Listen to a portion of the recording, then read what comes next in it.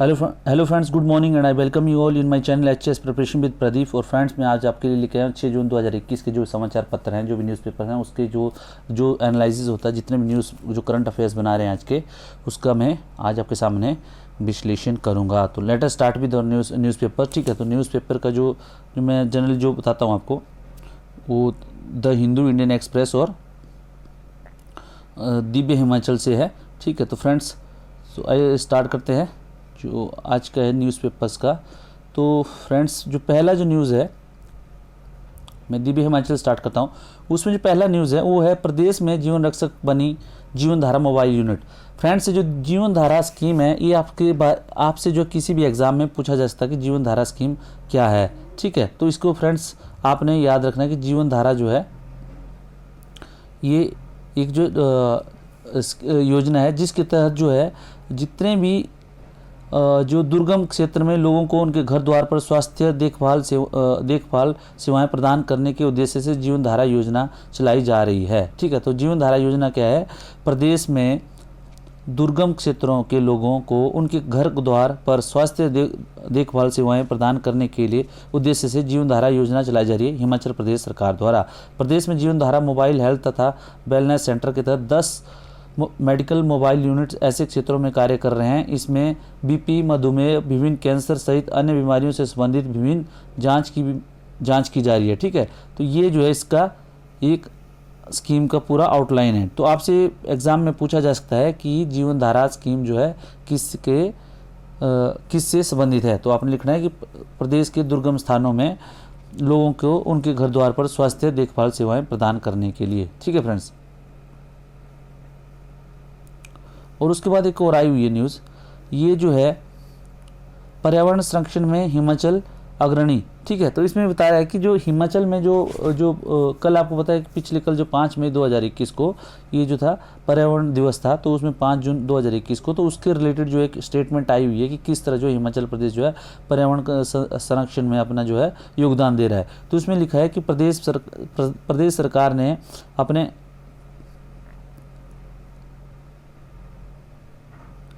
सरकार ने राज्य में पर्यावरण संरक्षण, प्रदूषण नियंत्रण एवं जलवायु परिवर्तन अनुकूलन के लिए कई महत्वपूर्ण कदम उठा रहे हैं। तो इसका जो आपको अप्रोच है उसमें क्या है?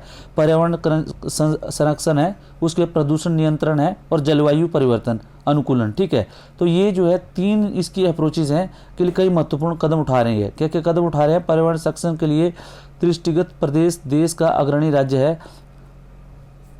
बता रहा है कि राज्य में वर्ष 2011 से प्लास्टिक के कप, प्लेट्स, गिलास पर प्रतिबंध लगाया गया है तथा 2018 से थर्मोकोल से बनी वस्तुएं जैसे थाली, कप, प्लेट और चम्मच पर भी प्रतिबंध लगा दिया गया है।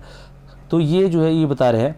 और उसके बाद जो है उन्होंने पॉलीथीन हटाओ पर्यावरण बचाओ अभियान के माध्यम से प्रत्येक वर्ष लगभग 60 टन प्लास्टिक कचरा एकत्रित कर उसका उपयोग सड़क निर्माण और सीमेंट उद्योगों में ईंधन के रूप में किया गया है। तो इस इधर से देखो 2-3 क्वेश्चन बनते हैं कि इसकी अप्रोच क्या है। अप्रोच ये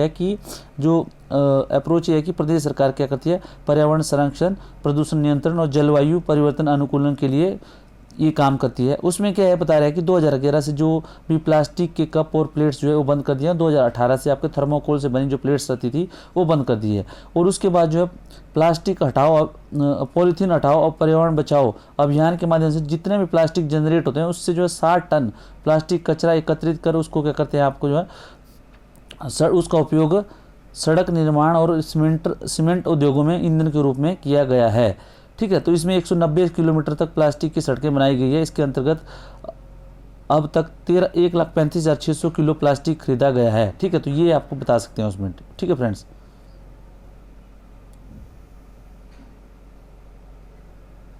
अभी जो फ्रेंड्स ये जो दिव्य हिमाचल था इससे इतना ही न्यूज़ है। उसके बाद जो है इंडियन एक्सप्रेस में न्यूज़ आई हुई है, ये बता रही है कि PM sets 2020 as date for 20% ethanol blending. ठीक है फ्रेंड्स, तो ये बहुत से एग्जाम में क्वेश्चन आ सकता है कि एथनॉल ब्लेंडिंग का जो है भारत में 20% एथनॉल ब्लेंडिंग का भारत के ने कौन सा वर्ष जो है उसका कौन से वर्ष तक जो है 20% एथनॉल ब्लेंडिंग का लक्ष्य रखा है, तो है 2025 तक।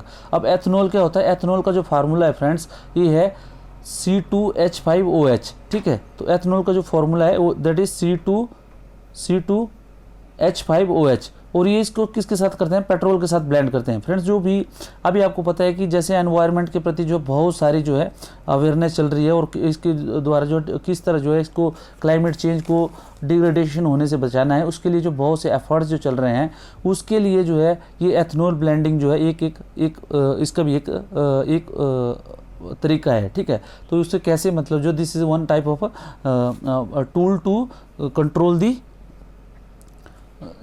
एनवायरमेंट पोल्यूशन और to stop the climate degradation, ठीक है। तो उसके लिए क्या है कि इन्होंने रखा हुआ कि जो एथेनॉल होता है एक टाइप का अल्कोहल होता है जो बनता है आपका शुगर केन से या जो कॉर्न से, जैसे आपको मक्का हो गया, जैसे गन्ना हो गया, इस सब का जो भी आपका वेस्ट होता है, जो आपका ऑर्गेनिक वेस्ट होता है, जैसे कोई चीज़ फल फ्रूट सब्जियां आपकी गल सड़ गई तो उससे जो है एथेनॉल बनता है, ठीक है। इसमें बता रहे हैं कि E100 करके जो एथेनॉल की जो वैरायटी होती है, जैसे E5 E10 ऐसे कर E25 ऐसे करके एक वैरायटीज़ होती हैं, ठीक है।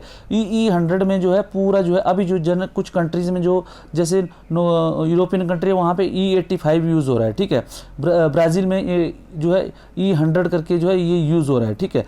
तो ये इन कंट्रीज़ में जो E100 का मतलब होगा फुल जो है पूरा बायोफ्यूल जो इथेनॉल है, ठीक है। तो ethanol is a kind of biofuel, ठीक है।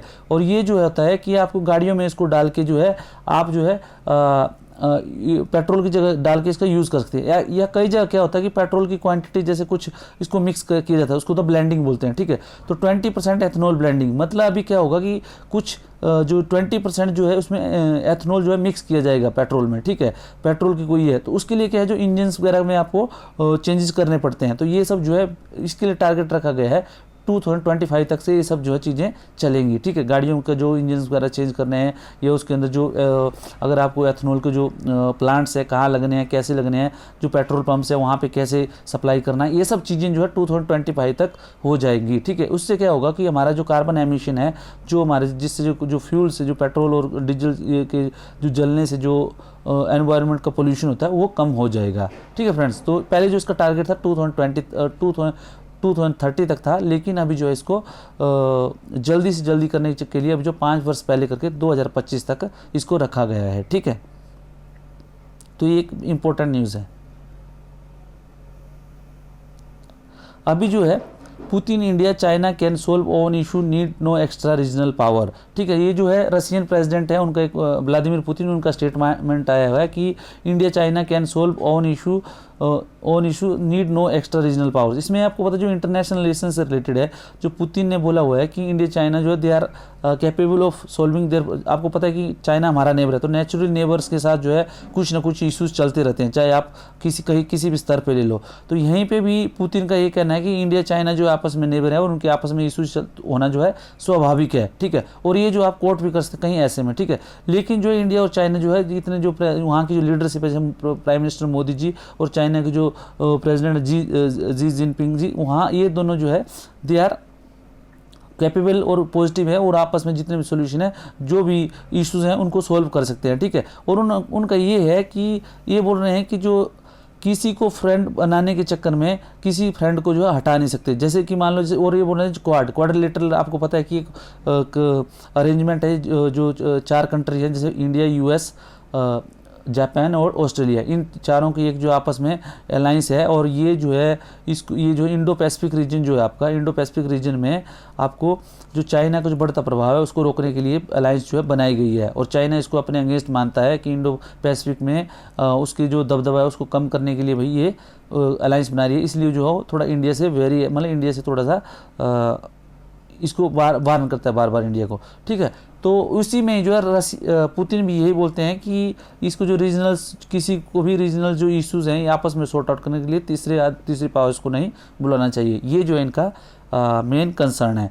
तो ये आया हुआ स्टेटमेंट। तो इससे रिलेटेड जो आपको कहीं पे भी आपको जब इंटरनेशनल अफेयर्स का कोई भी न्यूज़ आता है या कुछ लिखने को आता है तो definitely you can write from this passage. ठीक है। एक और आया हुआ है फ्रेंड्स, जैसे आप पता है कि ट्विटर का चल रहा है, ट्विटर का बाहर चल रहा है बहुत ज़्यादा। ट्विटर से क्या हो रहा है कि ट्विटर बोलता है कि हमारी पॉलिसी अलग है, ठीक है, हमारी इंटरनेशनल पॉलिसी है, ये इस पॉलिसी, अगर इस पॉलिसी के अनुसार से ये नहीं किया तो हम जो है वो क्या करते हैं, अकाउंट हटा देते हैं, या कुछ जो ब्लू टिक करके होता है उसको हटा के, अकाउंट हटा के जो है ट्विटर जो है अकाउंट को या बैंड कर देता है, ठीक है। और वो जो बोलते हैं इसको, जो भी किसी कंट्री में अगर ऐसा करता है तो कंट्री की जो सोवरेंटी के अंदर एक किस्म से वो जो वहाँ के रूल रेगुलेशन के हिसाब से वो जो है गलत है होता है, ठीक है। तो इसी तरह नाइजीरिया ने क्या किया है, इसको ट्विटर को बैन कर दिया, ठीक है। और इंडियन गवर्नमेंट ने भी इसको टाइम दिया है कि आपको जो है, आप जो हमारी जो गाइडलाइंस है उसके अनुसार आप मान लो, नहीं तो फिर जो एक्शन लिया जाएगा। तो उसकी जो ट्विटर की जगह जो माइक्रो ब्लॉगिंग जो कंपनी है, उसी की जगह जो है इंडिया की जो कंपनी आई हुई है उसका नाम है कू, ठीक है। ये जो कू जो है ट्विटर का ही एक जो है ट्विटर का एक जो प्रतिरूप है, और ये जो है इंडियन कंपनी है। और इसके जो इससे रिलेटेड आपको आ सकता है कि इसके जो सीईओ कम जो फाउंडर है ये कौन है, ठीक है। तो सीईओ कम फाउंडर है इसके अपराम्या राधाकृष्णन, ठीक है। तो अपराम्या राधाकृष्णन जो है कू के फाउंडर्स हैं, ठीक है। तो ये आपको इतना याद रखना है कि ये इंडियन माइक्रो ब्लॉगिंग कंपनी है जो ट्विटर का इक्विवेलेंट है, और ये जो है इसके जो फाउंडर है सीईओ अपराम्या राधाकृष्णन है। तो ठीक है, तो ये बोल रहे हैं कि अब जो नाइजीरिया में जो अभी नाइजीरियन जो कंट्री है उसने जो बैन किया है इसको ट्विटर को, तो उसकी जगह ये जाके वहाँ पे काम कर सकती है, ठीक है। तो it has got that opportunity to work over there.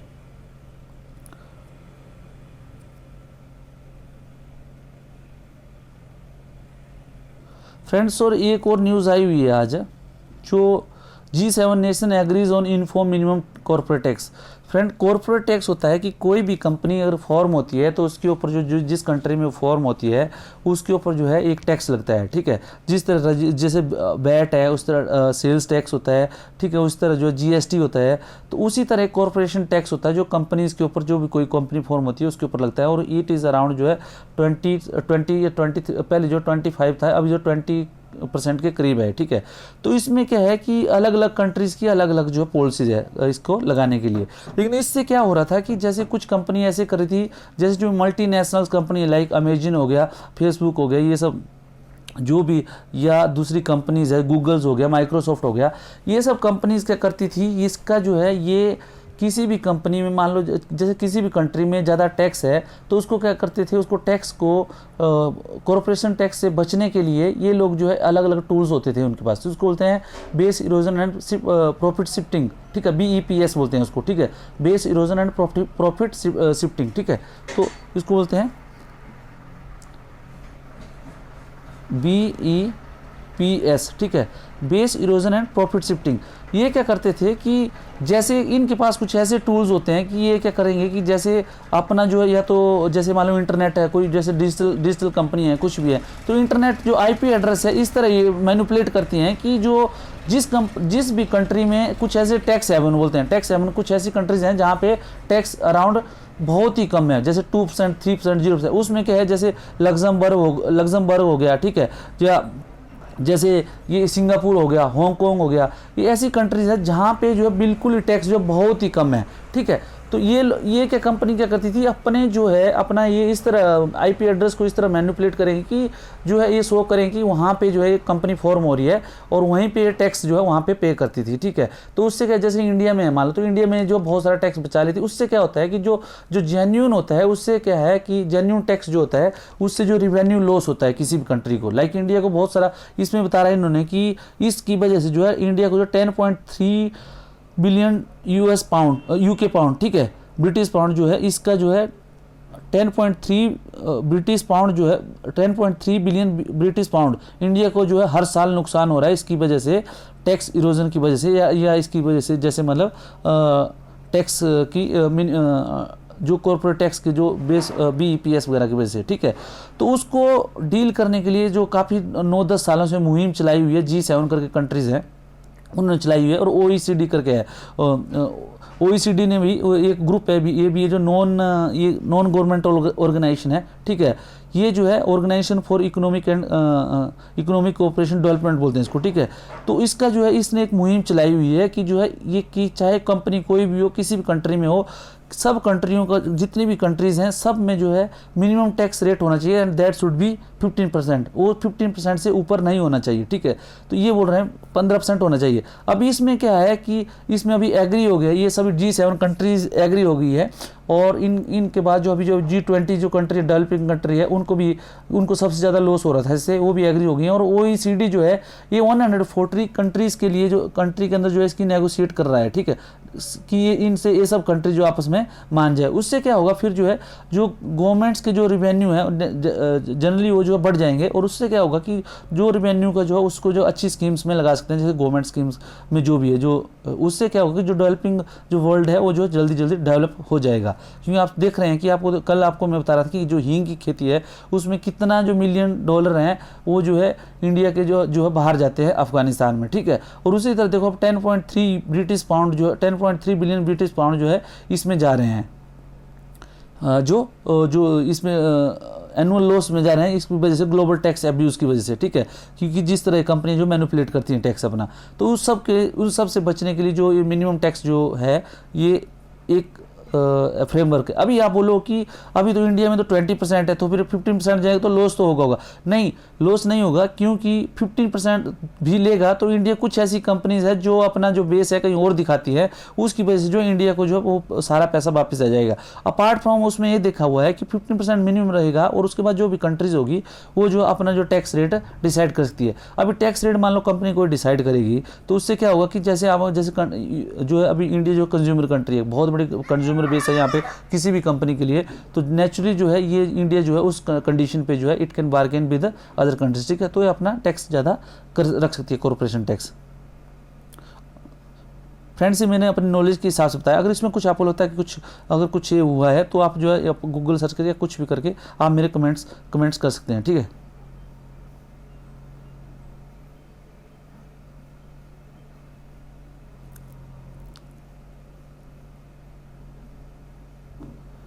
Friends, आज के लिए जो था वो इतना ही था, न्यूज़ में जो भी था। और उसके बाद जो कुछ छोटे मोटे जो कुछ न्यूज़ आए हुए हैं उससे रिलेटेड जो है, अब मैंने कल बताया था आपको, हिमाचल का जो हिमाचल पुलिस बैंड का एक ऑर्केस्ट्रा है, उसका नाम है हारमोनी ऑफ द पाइंस करके, ठीक है। तो ये आपको याद होना चाहिए कि हिमाचल पुलिस ऑर्केस्ट्रा का नाम क्या है। प्लीज़ आप कमेंट सेक्शन में मेरे को बताएं कि हिमाचल पुलिस ऑर्केस्ट्रा का नाम क्या है, ठीक है। और इन्होंने अभी जो है जो कोविड से फाइट के लिए एक बहुत अच्छा जो सॉन्ग निकाला है, उसका सॉन्ग का नाम क्या है, प्लीज़ वो चीज़ें जो आप कमेंट में मेरे को प्लीज़ बताइएगा।